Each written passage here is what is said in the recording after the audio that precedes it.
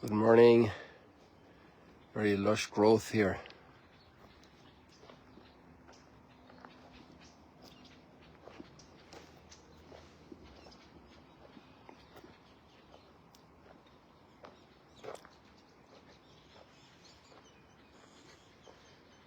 Maybe you have checked out the readings already.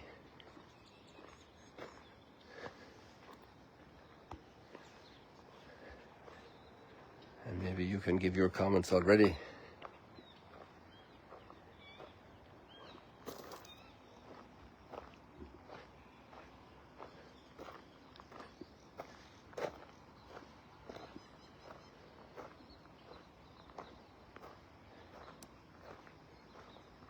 We have some tough topics today, starting with the prophet Amos.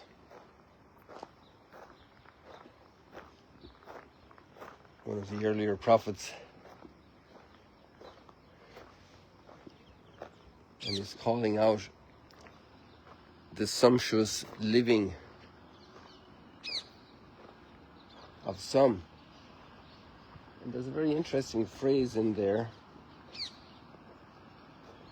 that is something I think a lot of people can empathize with. The collapse of the house of Joseph. And this is not just Joe Smith's house over in the other street, and that could happen. A neighbor's house goes on fire, or an earthquake made it collapse. And over there on the other street is around the globe today, because we all know immediately when something happens around the world. We even see videos and pictures, and there's a tragedy. And the phrase that's here that got my attention is how they're sumptuously dining and drinking. You can read the details. They're very, very, very concrete, descriptive details that are worth reading, just even from the point of view of just a literary expression. The way they capture this moment, also in its moral category vis-a-vis the collapse of the house of Joseph down the street, so to say, in your own area, your own people. And that's kind of the question, is your own area, your own people, the word own.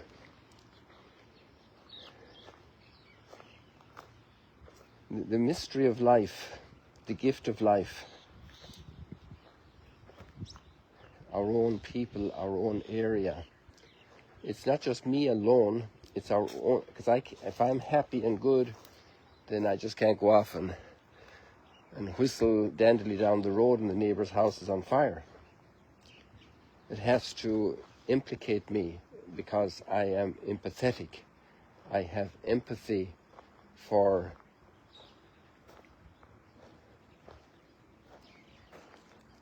the person in need. And so the expression here that caught my attention really was very, very strong. It says,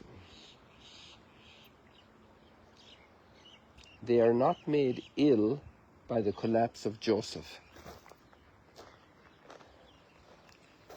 because of the temperature change here in after the solstice period, the change of seasons. I got a little head cold. The air conditioning in certain spaces where we gather is too much for me, and and then you go out, and yesterday it was like 34 degrees in the afternoon, 33 degrees, and it's all these changes of temperature, and that gave me a head cold, right? It made me ill. Thanks be to God, not too badly. And a little night and daytime treatment keeps that under control, so the body adjusts and gets a grip of the situation again. But there are different things that make us ill. To eat a bad piece of fruit, didn't realize that it was gone off, and now have a tummy upset for a couple of days. Can happen, right?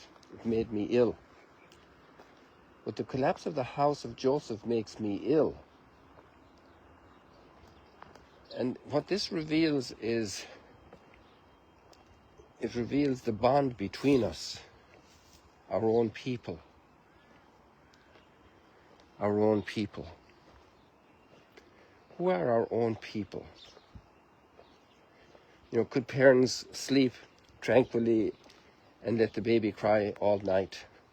That's teething. No, the parents jump out of bed and they comfort the child and hug it and give it some little soother, some way, the attention, the love, so that the child doesn't feel alone facing the horrendous pain of teething as the tooth comes up through the gum. And there's that empathy because why? The neighbors next door don't get out of bed for that child. They just complain about their neighbors who don't get their child quiet and disturb the whole neighborhood. And one reaction is complaint and the other is empathy. The empathetic reaction takes care of the needy, of the person in need, because it's my child, it's our child. And obviously the burden is primarily on the parents there. They're responsible. They have to respond, give response, be responsible, take responsibility for the child's pain, for its health, for its food, for a change of diapers. And the parents do that with great joy. It's amazing to watch parents and grandparents look after a little baby in need. And there's no payment. The baby doesn't give a tip. Maybe there's that exchange of smiles, and that's more than any tip. Why? Because it's not about possessions, it's not about things, it's about the relationships. These are our people, our own family, our own kith and kin, our own blood, and those are very strong bonds over which people even go to war.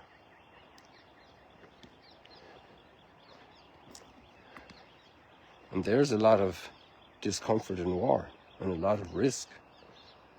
And that's the history of mankind.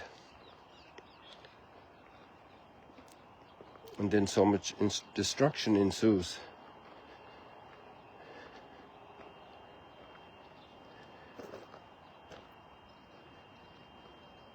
So here we have this prophet Amos calling out, doesn't it concern you that the house of Jacob is going to wreck and ruin? That it's fallen down, the fallen house of Joseph.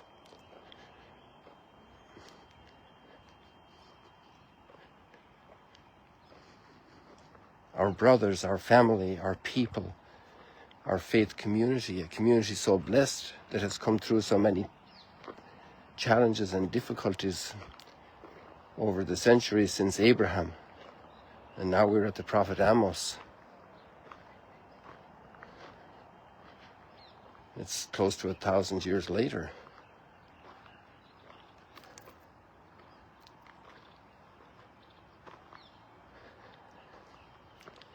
The formation of a sense of belonging to each other. And then we should go to the deepest root of this belonging, which is not new to us. It's from the very beginning of the account of biblical story, made in the image and likeness of God.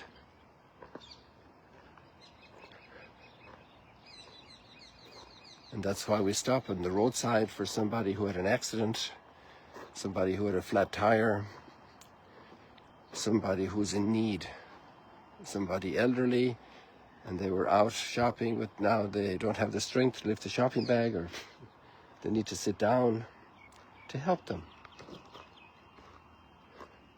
Somebody who's carrying the burden of somebody else. I told you many times the story of the woman who was very close to giving birth, and she was shopping in Ingolstadt in Germany, and another woman, quite a bit older than her, was helping her shopping. And it's a pedestrian zone, so you have to walk quite a bit, and she was there with her carrying bags for her because the younger woman was carrying a child in her womb. Empathy. It's interesting that in some languages the empathy is called intestinal, visceral. It's in Spanish they say entrañas, and that's the intestines. And entrañable means most beloved. And maybe that's because it's coming from my entrañas, it's coming from my body. This child is born. And these realities help us to get into the mystery and of our identity, the deep paradigms of our who we are. And when we live just sumptuously at a material level, there are so many other dimensions of our being that are frustrated. And some people can indulge for a while, but then they fail in the exams. There won't be much of a harvest because there wasn't much of a springtime sowing or care for the fields. Or just put it into athletic terms, the training wasn't done.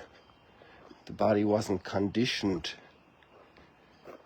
to have the ultimate performance, which is to, in the image and likeness of love who created me. So I'm in the image and likeness of love, and so is each other person around me, every other person. And so we're deeply bonded because we're all carrying the image and likeness of love, which created us and redeems us. And so then you can read the words of Jesus about the rich man and Lazarus. And the poor man, Lazarus, has a name. The rich man doesn't have a name because he's just a material consumer. But maybe he's the poor man in the story. And there's the great gift of bringing education to a child. The child is very indigent, crying in the mother's arms, teething and all of that.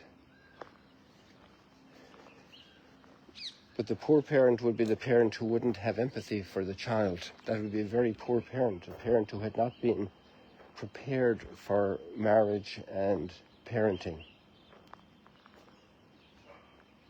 The leader who only thinks of themselves and puts their people at risk because of their perspective, unable to see a broader perspective of humanity, is a very poor leader. Again, then with those people who are poor that way, we can easily condemn them. A poor farmer might have a lot of cattle on the mountain, but if he's not out there looking after them, he's really poor because his heart isn't equipped to look after the animals in their need. And they need to get to water, they need to have forage. Sometimes a cow needs help in childbirth. And a farmer who is negligent is a poor farmer. He's poor. He's poor as a person. So we need to take care of the children also, not just to provide the material for them, but to raise them in the great sense of solidarity. It's not just about me. Life is not just about me. And sometimes parents maybe miss the boat on that, or maybe other influences hijack the child to make them a self-centered, materialistic consumer, and that's the only version of life they aspire to. And how to help a young adult to have a transformation. And lots of young adults today are transforming, and we can have great hope. They're very poor in their sense of belonging, in their sense of responsibility for others. There are wonderful programs to help people like that when they go on mission trips and they see people that are indigent and so generous with their food. They put on the best display of generosity, not to show off, but to share. We're made for sharing, not for hoarding. Let's leave it like that for today, people. We have always, as always, a wonderful psalm, praise the Lord, my soul.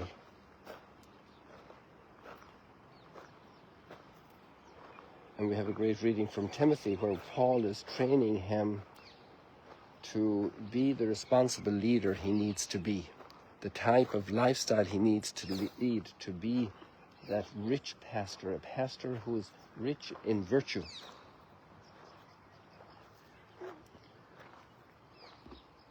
Rich in ability to understand life and to lead others into the mystery of life. People, God bless you. See you later, alligators. Have a blessed Sunday. Switch over to Instagram for a minute, and then we'll have Mass at 8:15. God bless you.